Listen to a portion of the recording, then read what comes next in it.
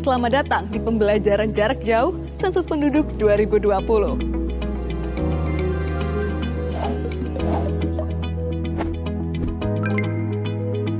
Pembelajaran ini diperuntukkan secara umum untuk seluruh masyarakat di Indonesia dan secara khusus untuk petugas sensus dan ketua atau pengurus satuan lingkungan setempat terkecil atau SLS terkecil seperti RT, dusun, jorong, banjar, dan yang sejenis. Apa itu sensus penduduk? Sensus penduduk adalah kegiatan pendataan penduduk yang berlangsung 10 tahun sekali, sebagaimana diamanatkan Undang-Undang Nomor 16 Tahun 1997 tentang statistik. Sensus penduduk 2020 merupakan yang ketujuh selama pelaksanaannya. Pada sensus penduduk kali ini, ada perbedaan jika dibandingkan dengan sensus penduduk yang sebelumnya. Perbedaan tersebut yaitu adanya sensus penduduk online yang sudah berlangsung pada Februari hingga Mei 2020 lalu. Dan sensus kali ini juga menggunakan data dasar dari Dukcapil Kemendagri. Pelaksanaan sensus penduduk 2020 dibagi menjadi dua tahapan besar. Yang pertama, sensus penduduk online yang sudah dimulai dari Februari hingga Mei 2020 lalu dan dilanjutkan dengan kegiatan pendataan penduduk pada bulan September untuk mencatat penduduk yang belum dapat melakukan pengisian sensus penduduk online.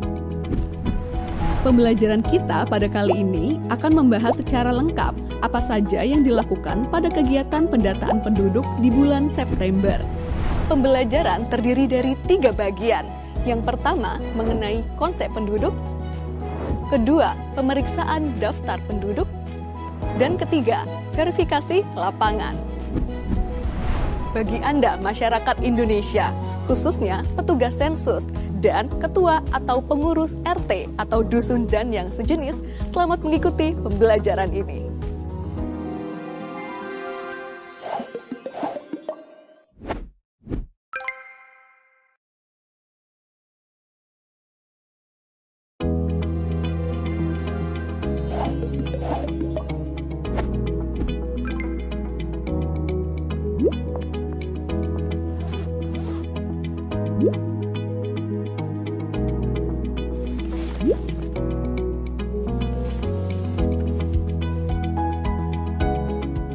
Siapa yang harus dicatat dalam sensus penduduk?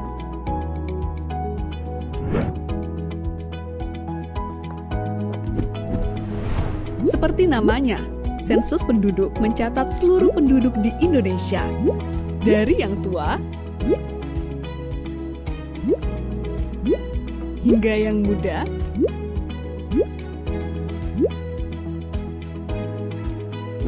tanpa terlewat.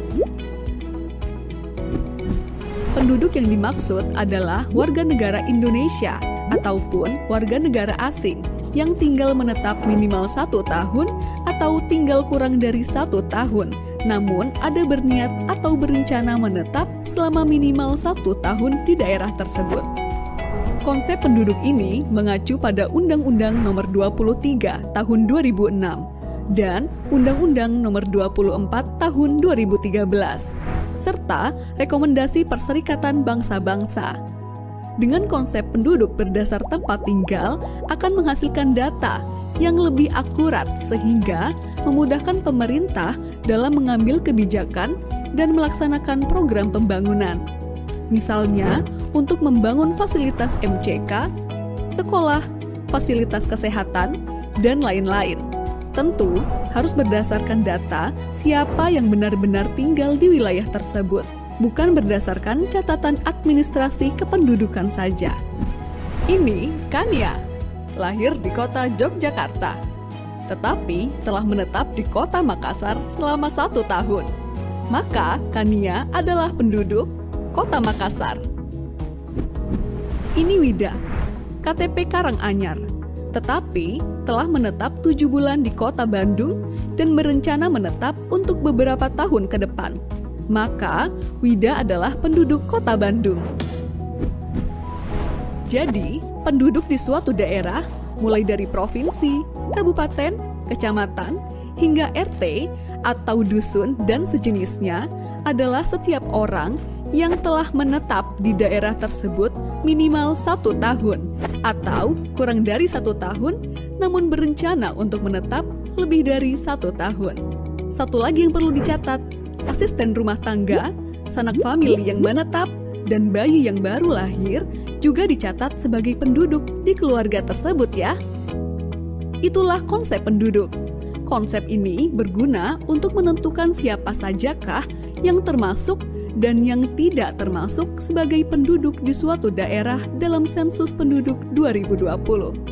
Lalu, bagaimanakah gambaran pelaksanaan sensus penduduk 2020? Sebagai gambaran, kegiatan lapangan sensus penduduk 2020 dimulai dengan koordinasi petugas sensus dengan ketua atau pengurus RT atau dusun dan yang sejenisnya atau yang kita sebut sebagai Satuan Lingkungan Setempat atau SLS. Selanjutnya, petugas sensus bersama-sama dengan pengurus SLS melakukan pemeriksaan daftar penduduk.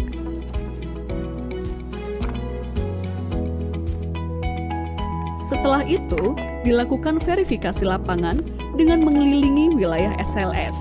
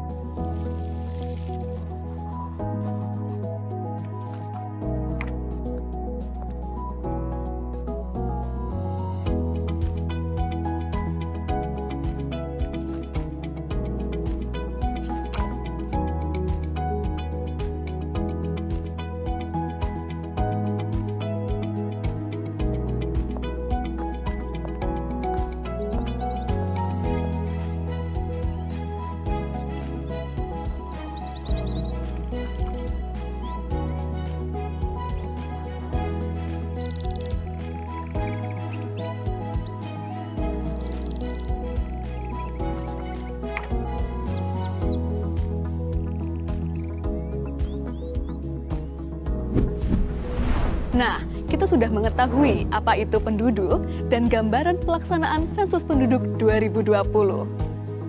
Di video berikutnya, kita akan mengupas tata cara pelaksanaan lapangan sensus penduduk 2020 yang terdiri dari pemeriksaan daftar penduduk dan verifikasi lapangan.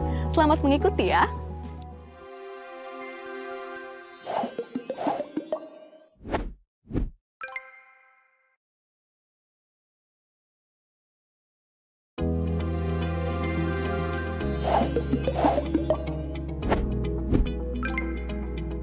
Tahapan kegiatan lapangan sensus penduduk 2020 dimulai dari pemeriksaan dokumen daftar penduduk SP 2020 DP oleh petugas sensus bersama ketua atau pengurus RT atau dusun dan yang sejenis atau disebut dengan SLS.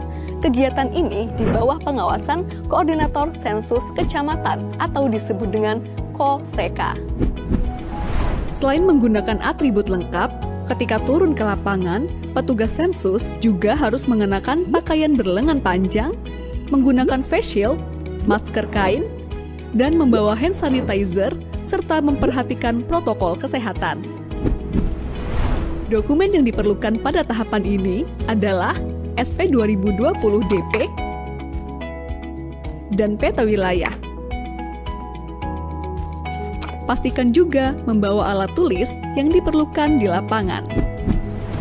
Untuk memulai tahapan pemeriksaan DP, hubungi ketua atau pengurus RT atau dusun dan sejenisnya. Sepakati waktu dan mekanisme pemeriksaan DP. Apakah akan bertatap muka secara langsung atau melalui media telekomunikasi yang memungkinkan.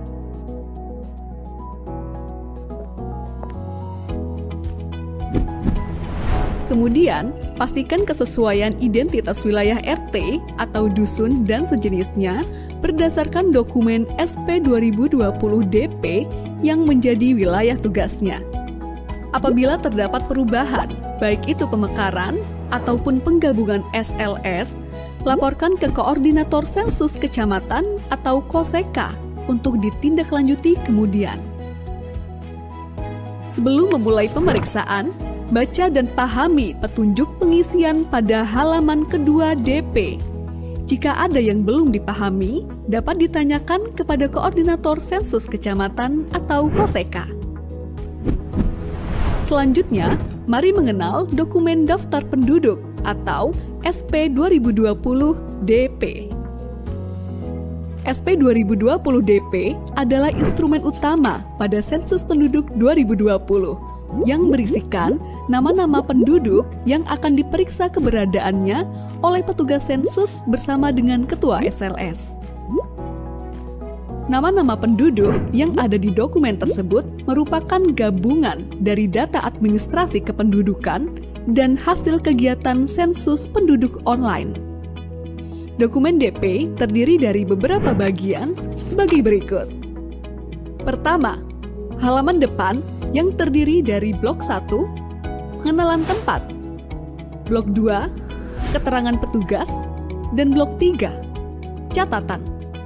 Pada blok 1 terdapat kotak nama SLS atau non-SLS di lapangan yang berisi nama SLS sesuai dengan nama wilayah di lapangan. Rekap hasil pemeriksaan dan verifikasi lapangan diisi setelah blok 4A, 4B, dan 4C terisi semua. Kedua, petunjuk pengisian. Ketiga, blok 4A yang berisi daftar nama penduduk beserta keterangan individu lainnya pada suatu SLS yang akan dicek keberadaannya satu persatu oleh petugas sensus bersama ketua atau pengurus SLS. Di bagian bawah setiap halaman terdapat kolom rekap yang perlu diisikan untuk membantu pengisian total rekap yang terdapat pada halaman depan. Keempat, blok 4B yang berisikan nama-nama penduduk yang data individunya perlu dikonfirmasi. Data tersebut adalah jenis kelamin, tanggal lahir, atau NIK. Kelima, terdapat blok 4C yang berupa daftar kosong untuk mencatat nama-nama penduduk di SLS tersebut yang belum tercetak di blok 4A. Selanjutnya, blok 5 yang digunakan untuk mencatat penduduk pada DP yang dinyatakan meninggal. Terakhir, terdapat surat pernyataan yang diisi ketika ketua atau pengurus SLS tidak dapat mendampingi petugas sensus dan menugaskan orang lain dalam melaksanakan kegiatan lapangan sensus penduduk 2020. Untuk memperjelas pengisian, mari kita bicara tentang beberapa contoh kasus di lapangan terkait pemeriksaan DP. Pak Aji dan keluarga tercantum di dalam DP RT 1. Pada saat pemeriksaan DP, Ketua RT 1 mengkonfirmasi bahwa benar Pak Aji dan keluarga tinggal di RT 1 dan tercatat tinggal di alamat yang sama pada KTP atau KK mereka. Maka, petugas memberi centang pada kolom 9 untuk setiap anggota keluarga.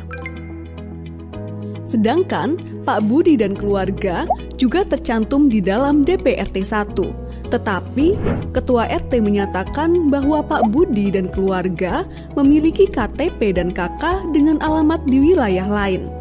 Maka, petugas memberi centang pada kolom 10 untuk setiap anggota keluarga. Keluarga Pak Charlie sudah melakukan SP online. Namun, Ketua RT menyatakan bahwa bulan lalu telah pindah ke kota lain. Maka, untuk setiap anggota keluarga, beri tanda centang pada kolom 11. Jangan lupa, coret keterangan jenis kelamin Pak Charlie dan keluarga pada kolom 13 atau 14, sehingga tidak dihitung pada rekap jumlah penduduk berdasarkan jenis kelamin. Contoh selanjutnya, keluarga Pak Rudi terdiri dari Pak Rudi, istri, 4 orang anak, ibu, dan seorang asisten rumah tangga yang tinggal di kota Semarang. Pak Rudi beserta istri dan anak pertama, kedua, dan ketiga, serta ibunya sudah melakukan pengisian sensus penduduk online. Alamat KK atau KTP keluarga Pak Rudi di kota Jogja, namun sudah tinggal di kota Semarang sejak tahun 2017. Maka, pada pemeriksaan DP oleh petugas pada RT tempat tinggal Pak Rudi saat ini di Kota Semarang dilakukan dengan cara berikut. Pak Rudi bekerja di Kota Jogja dan selalu pulang seminggu sekali.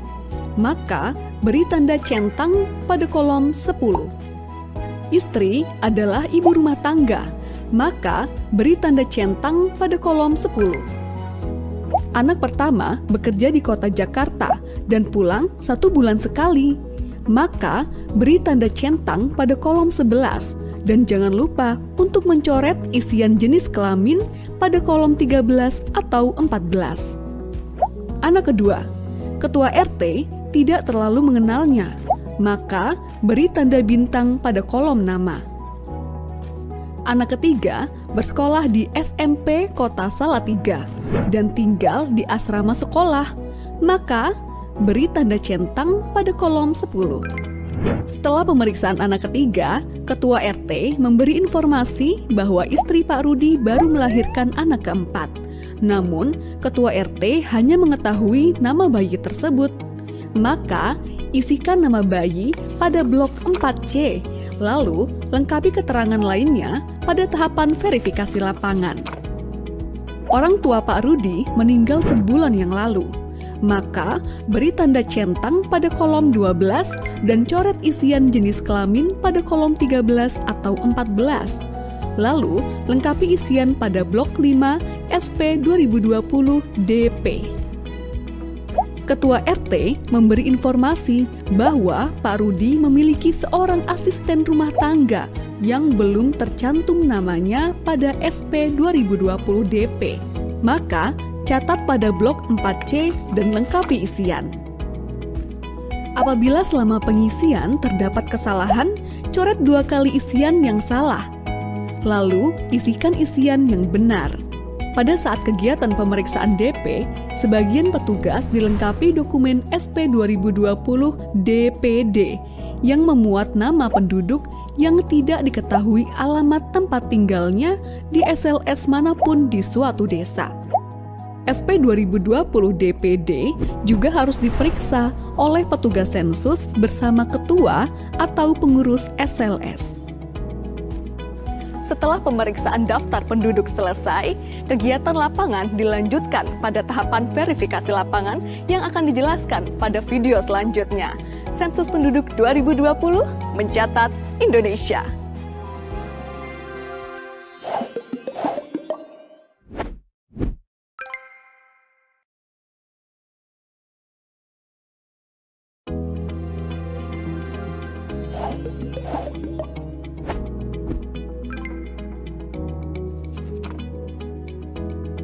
Setelah melakukan pemeriksaan daftar penduduk atau dokumen DP bersama ketua atau pengurus SLS, tahapan sensus penduduk 2020 selanjutnya adalah pelaksanaan verifikasi lapangan.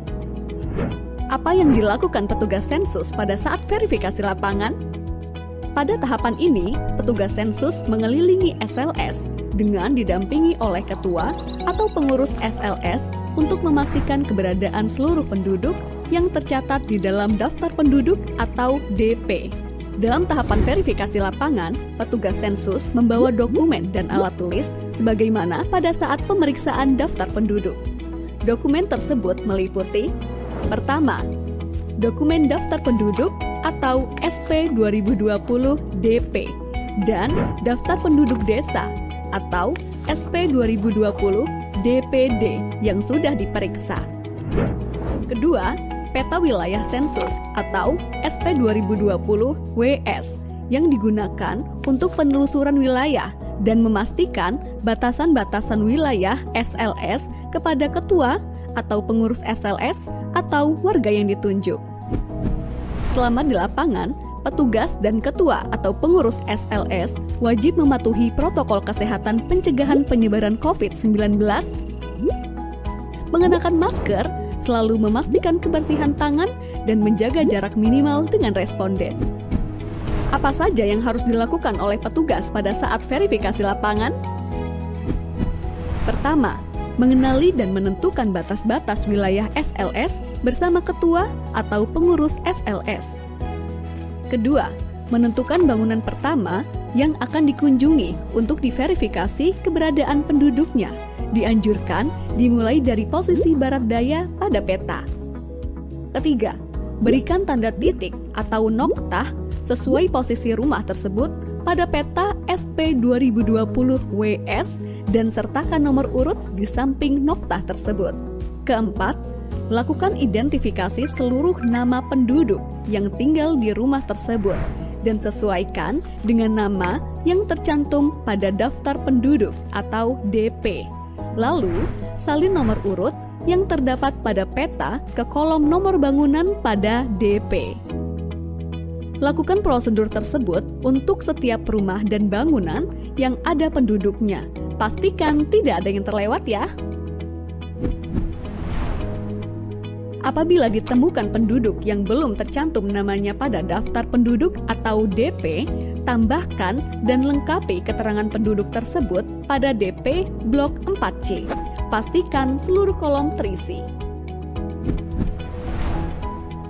Untuk penduduk yang berstatus sudah sensus penduduk online, tetapi perlu konfirmasi, petugas sensus perlu menanyakan informasinya kepada ketua atau pengurus SLS dan menuliskannya di blok 4B.